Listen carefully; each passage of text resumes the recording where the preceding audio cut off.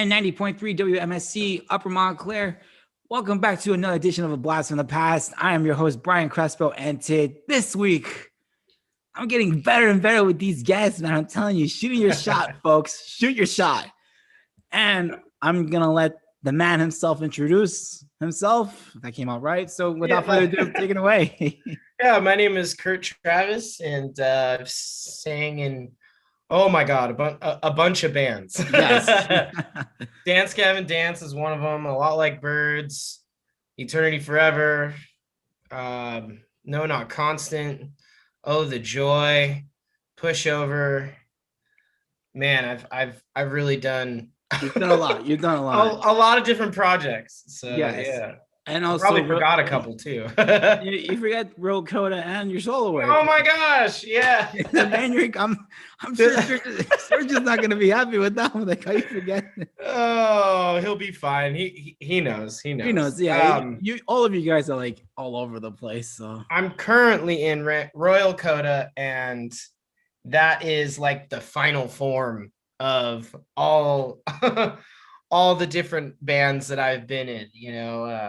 We got Will Swan from DGD, we got Sergio from Stolas and Sambar, and Joe from A Lot Like Birds, and so yeah, works out great. Anyway, guys, Kurt, I hit up Kurt on Instagram, and I'm honored to have him. So my Mount Rushmore gets bigger and bigger by each day. So it's my pleasure, man. Of course. So Kurt, tell me, how have you been, man? How's everything?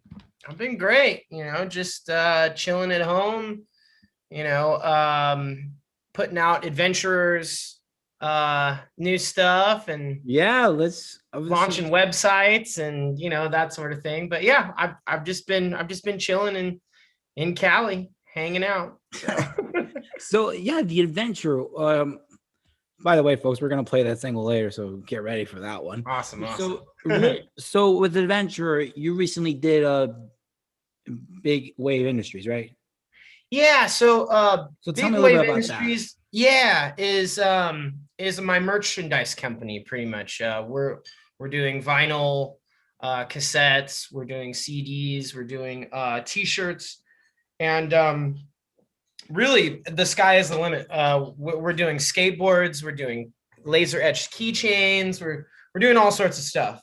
And I began to manage Adventurer, oh my gosh, probably like 6 or 7 years ago, I want to say. And I've been hands-on, and I've let them have their space and everything, and they got signed to Blue Swan Records. So I kind of helped facilitate that, but their contract was over, and they were like, would you like to put out our new record on Esk Records, which is also the record label that I run. And it's just me. It's it's very, very small releases, but Adventure hit me up, and I was like, I think this is a perfect time to do this, because I'm launching this other company, Big Wave. So I want you to be a part of Esk, but I also want to put your merchandise out on Big Wave. So that's basically what we're doing. We're facilitating their new release. So. That's awesome. Like it's great, like bands helping other bands, like get them out of the way. And literally it's awesome what you're doing, to be honest, with Big Wave and Esk and Thank all you, that man. stuff. Yeah. Yeah, go ahead. No, go for it. Oh, I was just gonna say that that I saw Adventurer play. They opened up a show for me, and they blew me away. They just completely blew me away.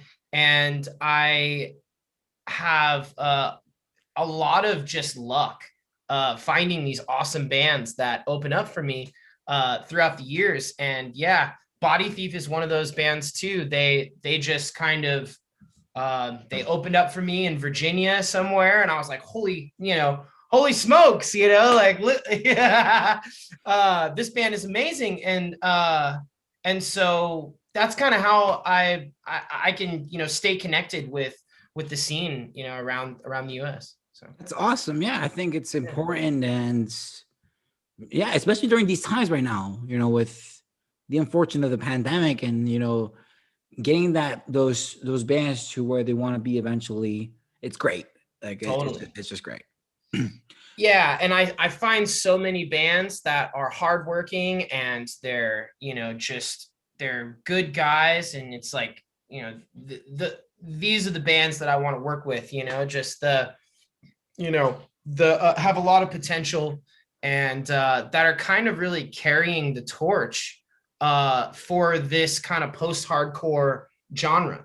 And Yeah. that's kind of one of the things I look for, is like, oh man, Body Thief, they reminded me of a lot like Birds, and so I totally gravitated towards them. I was like, I want to help you. Same thing with Adventurer. They had a lot of noodly guitar stuff like The Fall of Troy, and Yeah, I with was their gonna mention singing and that. screaming and stuff. Yeah, totally. So that's kind of what made me want to work with them too. I was like, oh man, like these are the bands that are, like I said, that are continuing what we started, and even the bands before us, just kind of carrying on the torch.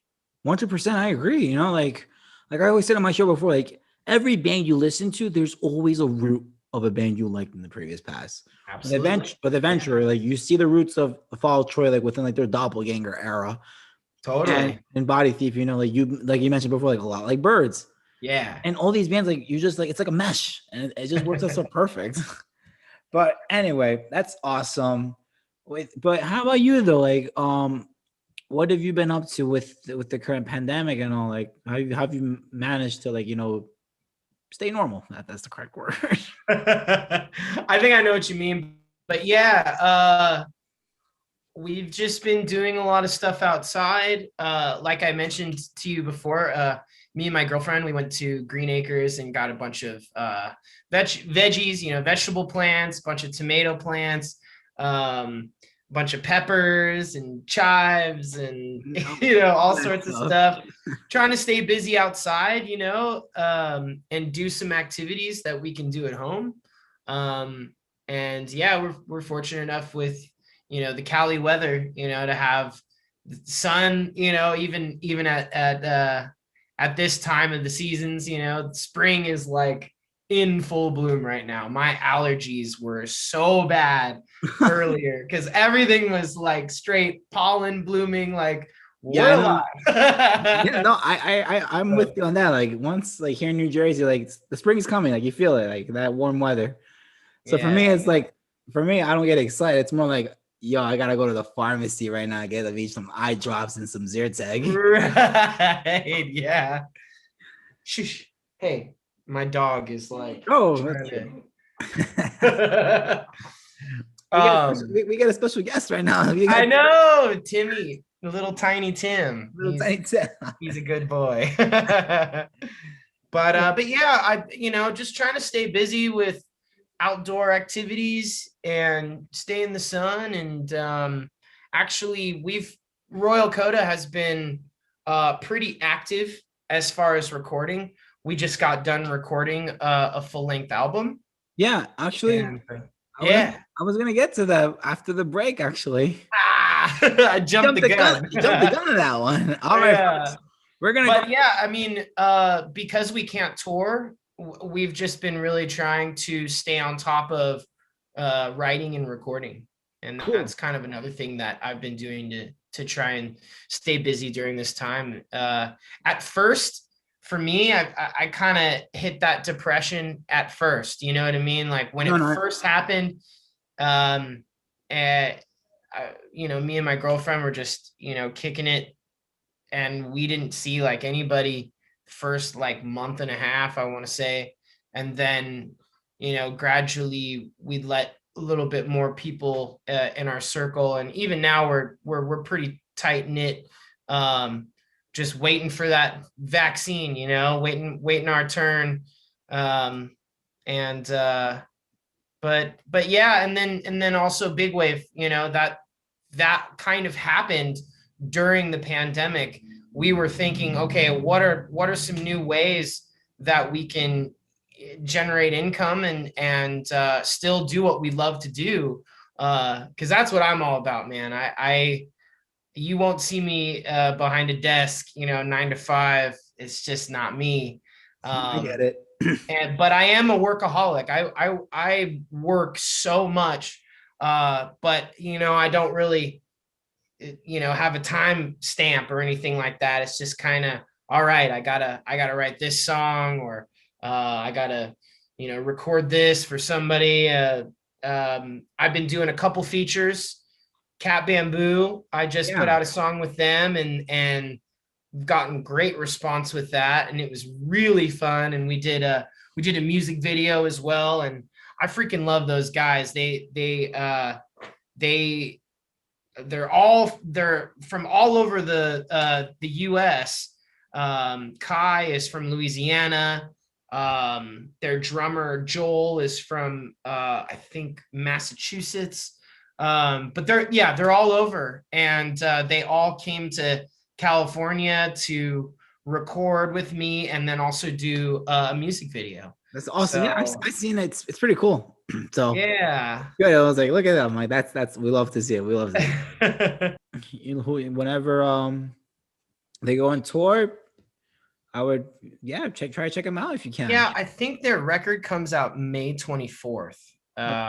So yeah, so we're gonna be releasing another single. I won't let you know about that, but like, yeah, before May 24th, we'll be doing one more single, and we've got some contests that we're brainstorming. Just some things to get their fan base interacted with this new album, but Yeah. it's Gonna be gotten some. exclusive content, folks, on my show right now. So Yeah, you get the inside scoop, that's true. Anyway, Royal Coda real quick. Yeah. So a couple weeks ago, I had Sergio and Andrew from my Dolo, and I asked Sergio in regards to the record, and he told me that the record was done. That you finished doing your vocals. You were all excited with that the vocals are done. And so, what can you tell us about the new Royal Coda record? What can we expect from it? Oh man. Okay, well, let me think about that. Yeah, the songs, I would say, I mean, it's still a Royal Coda record. We don't want to stray too far from what we've created. You know what I mean? I feel like we kind of have our own distinct sound. So I think what you can expect from this next record is, our same sound, but also a little bit more poppy. I think, or at least I think it's poppy. I don't know. We're kind of a proggy band anyway. If you want to give us a single right now, I wouldn't care. I know, right?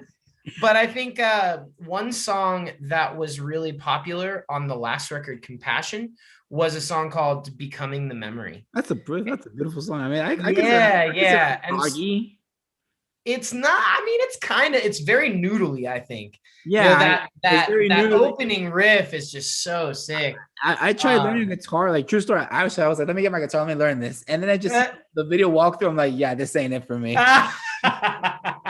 Yeah, I can't shred like Sergio and Will does. And no, I cannot. I'm just like, you just see Will and Sergio like just like shred like with just like such calmness. I'm just like, I just look up. I'm like, when are you gonna give that to me? He's a monster, dude. Yeah, both of those guys, they make the guitar seem like it's just so easy. Kind of makes me sick a little bit. Yeah, just like, because I'm a guitar player, and like, but I don't play like them. You know what I mean? Like, exactly. Like I can do the intro, maybe to Becoming the Memory. Yeah. But then once they get to that chorus, like I'm just like, okay, that's it for me, man. Yeah. Yep, there's some expert level difficulty, on those. And I think anything that Sergio and Will write is automatically going to be an expert level difficulty. I would have to agree for sure. But yeah, the new record, I mean, I feel like we've got a couple of those Becoming the Memory songs, you know what I mean? Like very catchy, kind of rhythmic R&B vocals a little bit. But we still bring it. We still bring it hard. And I will say that the lyrical content this time around was very reminiscent of just the climate. And not the actual climate, but you know what I'm saying, like Current time.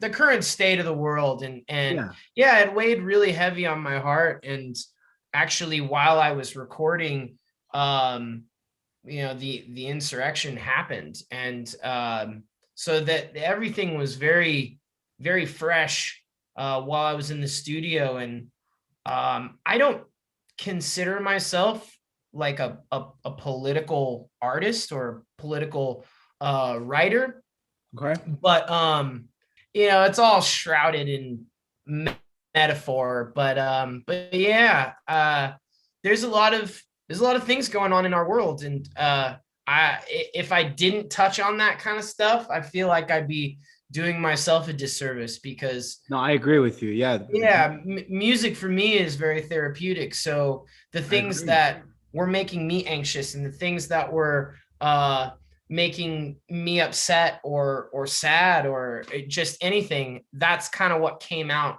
on this new record. So I um that's good. yeah, I think that's good to know that, I mean, of course, there's gonna be fans that are gonna be probably divided, but I'm just like, dude, that's their art, like right. you gotta respect what they put out. And maybe, maybe like I don't know, like probably we might have the same view on certain things. What I'm probably thinking, you're probably thinking the same thing. Sure. Like there were things that all that that made me upset. Like Right. there were certain issues that made me upset, and probably there still are certain issues that make me upset. And I agree. I feel like music can help you, like what you write down, what you sing about, because that's Oh, your art. absolutely. It's you're giving back, like you're expressing your opinion. Yeah. You're pulling like your own, like who knows? We might get like our post hardcore type Rage Against the Machine album. I feel like I'm giving you a little bit of a false picture, but there is a little bit of political. I also talked a lot about technology and kind of an existential future. There's a song that I talk about the lizard on my arm, and to me, I kind of conceptualize that as like a cell phone, like an artificial intelligent being that we communicate with, and that we have physical and emotional ties to. And yeah, so I talk about a lot of weird stuff. I talk about AI and robots and It's man. the end of the world, and weird political going on with it. You kind of all mix it into a big bowl, and that's the new Royal Coda record. Listen. So yeah, I'm all for it. I'm all for it. So nice. like when can fans expect like maybe like a single or some type of announcement, I guess? I freaking wish I knew, but I think a lot of people know. And I'm sure you heard this from Sergio and Andrew, but Blue Swan Records, the label that we're all on, Let me guess. um, Guys. they're having a merger Yeah, with. I remember that. Yeah, we did talk about that. Yeah. So basically, in other words, this is basically on Rise now. Yes. So we all kind of got a bump up. Yeah. So Royal Coda is we're basically in the contract phase right now. So we have to sign contracts with Rise Records and BMG.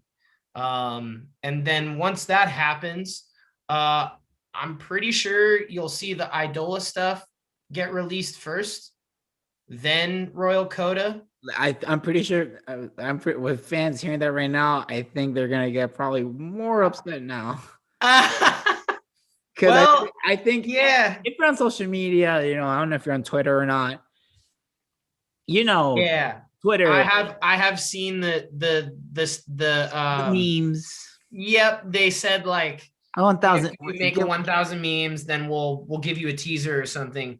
But didn't they do a teaser or something? Or Sergio dropped a teaser, but Rise never said anything.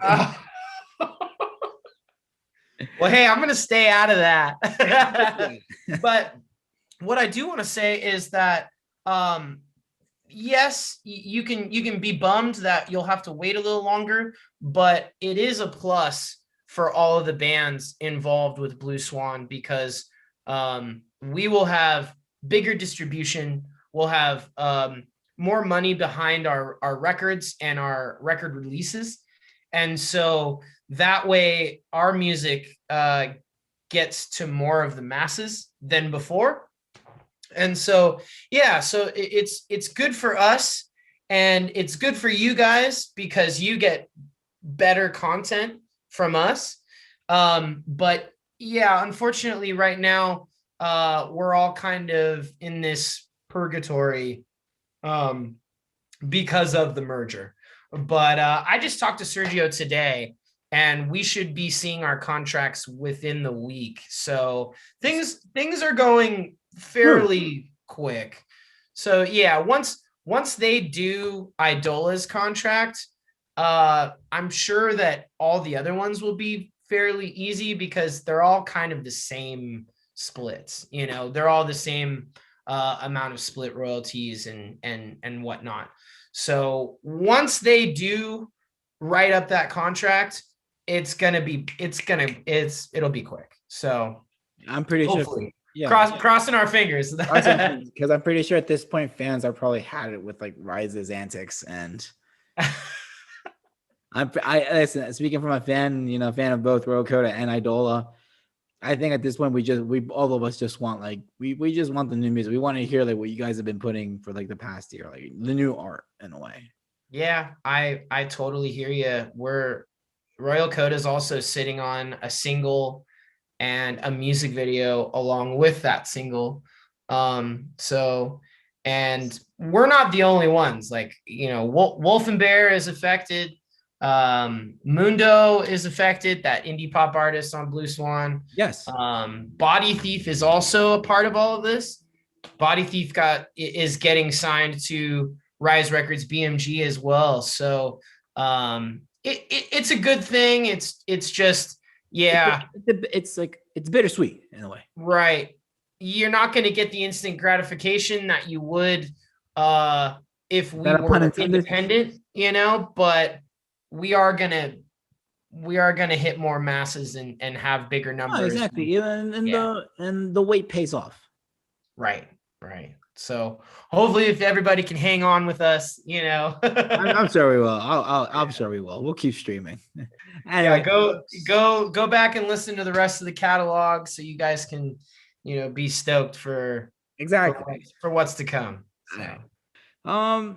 Kurt, this has been it's good to know that like with bands like Royal Coda, back to that issue with regards to Royal Coda, you guys are trying to work your best to give fans what they want, at the end of the day. I think that's great how you've been helping out people and all that stuff. Now Absolutely. I want to get to you a little bit. Like, let's get to know Kurt Travis a little more. All right. Yeah, let's go for it. Like your influences. I know usually people start with, like the influences, like, in the first questions. I'm like, now let's get like the band stuff out of the way. Now let's get to let's have our 101. Yeah. So your influences, like what made you like want to, just start grabbing a mic and start saying, what, let me just do it. Well, man, a bunch of things, really. If you want to go way far back to little Kurt, it was really kind of the church brought me in. Really? Yeah, my parents always went to like a church that would they had like a full band and all of that, and there'd be a guitar player, there'd be a lead guitar player. The drummer, would really, very rock style. And it was cool. It was fun to go to church and see a big performance. And I think really that was kind of the first influence, because when I was 13 years old, I got a guitar for my birthday from my uncle. And back then, the worship leaders, they had these sheets where there would be chords on the top, like how to play the actual chords, so like G and C and D, and it would be on top of each word, so you knew when to switch your chord.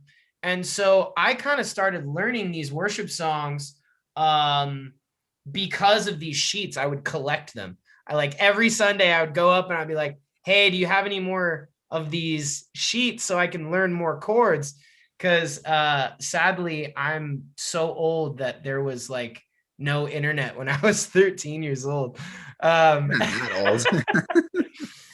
I mean, it wasn't what it was today. Oh, And okay. so you couldn't just look up a song and all the information was there. Oh yeah, So yeah, really, yeah. yeah, so really, yeah, I'm not that old. The internet was there, but it just wasn't what it was. There was no like go on YouTube and learn how the song is played. So Yeah. so yeah, I would collect these like sheets to learn new chords. But then, kind of 16, 17, I started going to shows, just local punk rock shows. My cousins used to play in a few bands, and I would go watch them. And they kind of, it's funny you mentioned Rage Against the Machine, because they were exactly like Rage. It was like rap rock was huge back then. So they were like a rap rock band. It was super cool. Um, and I just loved going to their shows. And yeah, then when, about 18, 19, I started doing my own thing, started singing in a band called 5 Minute Ride. And we actually got signed to Rise Records back then. And Rise Records was not as big as it is today. It was run by a guy named Craig Erickson, and out of Portland, or yeah, suburb of Portland. And yeah, it was very hands-on. It was very grassroots. And then the band fizzled out or whatever, but it was a big stepping stone for me being on a major label. I got to record with a top producer, and it really kind of showed me the ropes a little bit on how to record a quality record. Awesome. And that producer, his name is Kurt Ballou. Same name as me, spells it the same way, Kurt. But he's in a band called Converge, and I don't know if there's still a band, but yeah, The Conversion's still a band. Okay, yeah, there's still a band, right? Yeah, like, wow, Okay, cool. that's crazy. Homewrecker was like my go-to back when I was like 10. Yeah, that's a good That, one. that's an interesting mix, I guess, because like Converges, that's a Yeah, no, whole different level of right, heaviness. right, because 5 Minute Ride was screamo. It was definitely that emo kind of sound with screaming, and our management at the time hooked us up with Kurt Blue, and it was a trip, man. It was like very starstruck. I was very nervous, but Exactly. Like I'm like, wow. Like as soon as I heard Convert, I heard Kurt Blue was like, wait a minute, he worked with Kurt Blue from yeah, Converge. Like yeah. that's it, because Converge are like within like they're more metal. Or Yes. Oh, absolutely. They're like hardcore they're and hardcore punk. and Was like, metal. Yeah. Hardcore punk metal kind of yeah, totally. Yeah. They kind of had like a cool span of genres, because when they first started, they were more hardcore. yeah, And then as they kept going, they kind of solidified their sound and definitely had more of a metal yeah. core I think like sound to it. when Jane Doe got released, I think that was Exactly. like Yeah, the yeah. virtuoso, as I like to call it. Oh yeah. No, dude, Jane Doe, I think changed a lot of people's lives. It did personally. Yeah. And that when a lot like Birds got signed to EVR, Equal Vision Records, they gave me a Jane Doe vinyl for free, and I was Awesome. just so excited. I was like, oh my god. So I still have it. It's in my Awesome. vinyl collection. But that was another milestone, is like getting to work with Equal Vision, because they had Circus Survive and Converge, and all these Paul bands. Troy, and yeah, oh, There's, so many other there's all these bands. bands that Yeah. we grew up listening. Well, you guys grew up, and then I grew up listening to. Right. Exactly. Yeah. And so now, during your time, with I guess like, and then like then you're being in DGD. So Yeah. during those years, like, tell me, how was that? Like, I know you probably get this question asked a lot, but like, I'm not saying like how is that. Like, I'm not talking about like. So Yeah. usually, like when I talk about like your time in DGD, like during that era, I'm not saying like, oh, it was like I'm not talking about like, oh yeah, it was good. Like I got a lot of memories. I'm saying like within like the songwriting wise, how it's helped you become. I'm not saying become a better songwriter, but like how it's helped you evolve as a songwriter from like your time Sure. in Dance Gavin Dance to where you are now within Royal Coda and your solo work, given like you're Yeah. also within gospel and being there, and all. So it's like interesting. Yeah. How has all those mixes of music help you become a better songwriter or like made you to where you are right now? Yeah. So Dance Gavin Dance definitely, and that whole experience played a huge part in in how I write, and it kind of I give it up to the producer, engineer that we worked with. His name is Chris Crummett, Yeah, and yeah. we go to Chris him is a a legend lot. at this point. And yeah, he needs no introduction. But that was also another huge experience for me, recording with a different style of producer engineer. And I learned a lot of just tricks and stuff that I didn't learn from Kurt Ballou, because Kurt Ballou was very hands-on with the guitar and the drums, and made sure that those tones were just perfect, and that's what he's known for, you know what I mean. um but yeah, so back to DGD, when we recorded Death Star and we recorded Happiness and stuff, uh, we recorded it with Chris Crummett, and after that, I was so happy with the way it was conveyed, and how the records came out, and just sonically, that I was almost kind of afraid to not go with Chris Crummett, like for anything else, because the quality was so good. And I kind of got over that, but uh but yeah, I mean, we still go back to Chris and record with him, and there's definitely multiple reasons why. And yeah, the experience with DGD was just like another era of learning, and I was going through a lot of stuff. It was my 20s, so it was lots of, I don't know, finding who I am, finding myself, trying to be true to who I was, or who I am.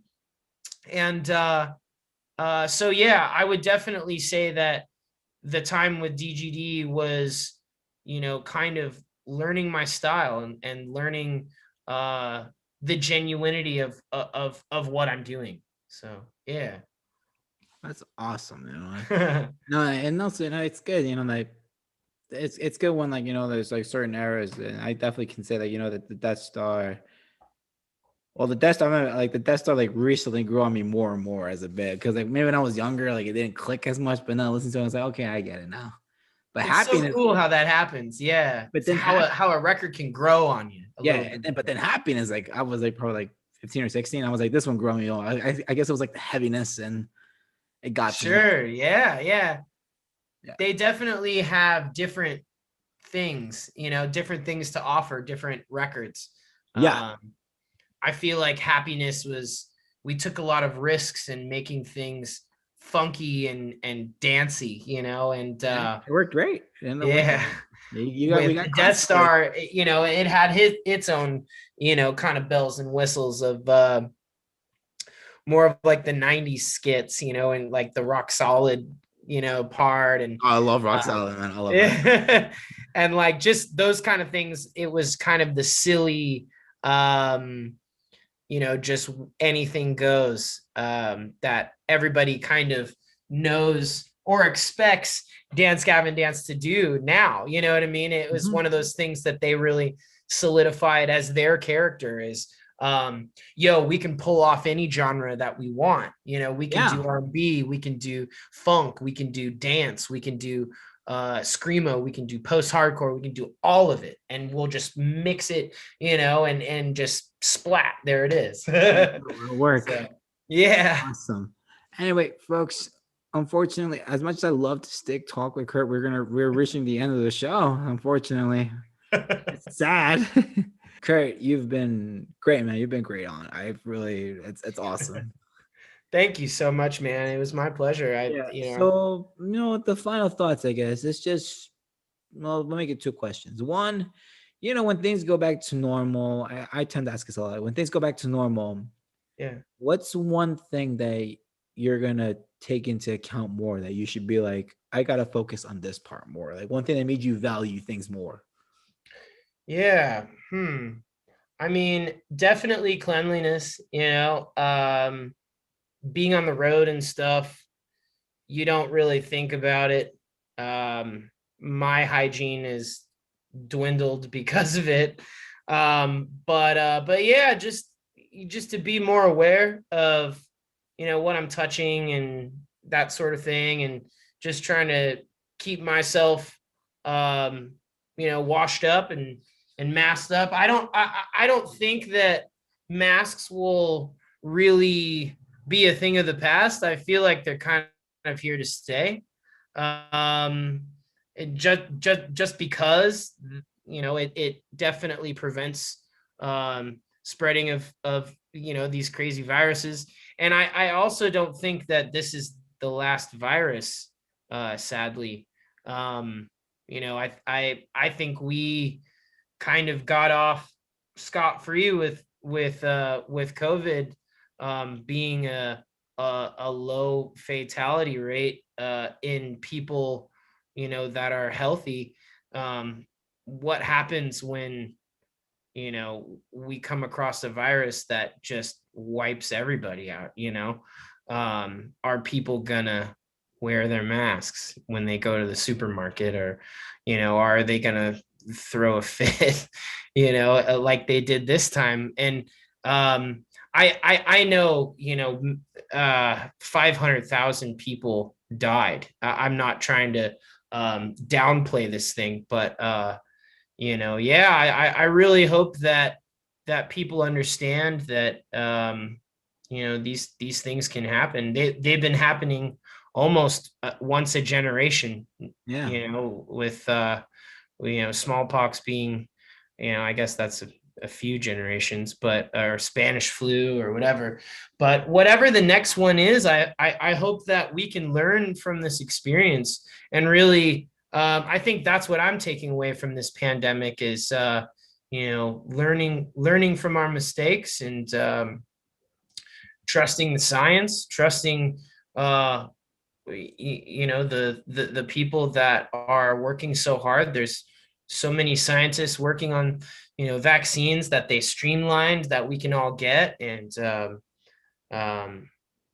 just the technology that can help us defeat these things. So yeah, I really feel like that's what I'm taking away from it is like, I want to be, more aware of the world out there. And I'm definitely going to take advantage of live shows, hopefully, when it comes back. Yeah, I think we That's all should. that's really that's the one thing on my mind, man, is, Yeah, I literally means I feel let's get these shows going.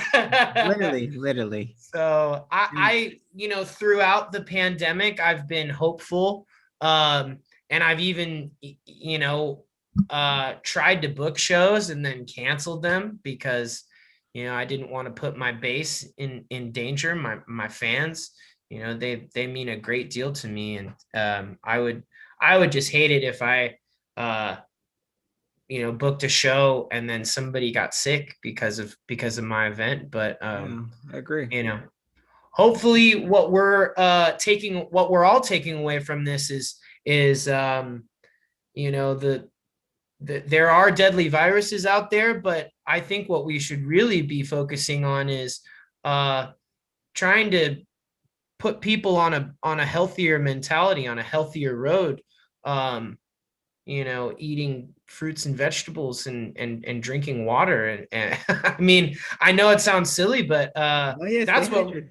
that's what I really took away from this is shoot, I need my immune system needs to be top notch during this time so that I can fight off certain things and you know uh just trying to stay more healthy and being clean, being clean, cleanliness, hygiene and stuff like that. And coming from a guy that used to tour 7 weeks, at a time, and I'd get, a shower once every 2 or 3 days or something like that. So yeah. So for me, it was like, I need to be, better with what I'm eating and drinking and better with, cleaning myself and taking care of myself, because I really think that is the root issue, of our defense against these viruses that come up in our societies. Yeah, awesome. Anyway, Yeah. and two, when live shows come back, are you gonna stop by New Jersey first? That's Yeah. Oh not New yeah. Jersey, New York. New York is the real one. Hey, I love playing New York. I love, NYC. I love playing New Jersey. You guys, always show me love, and We I'm do. very blessed. So We love our good hardcore scenes. you sure do. Yeah, it's definitely, it's like, Texas, and that's another huge spot for us. Obviously California, we, people go off, but yeah, that East Coast, Boston, Philly, Jersey, New York City, those are the places we look forward to. So Awesome. yeah. Anyway, guys, this has been a blast from the past. So, guys, be rock solid right now. Kurt, thank you. No problem, man. Yeah, Thank you. anytime.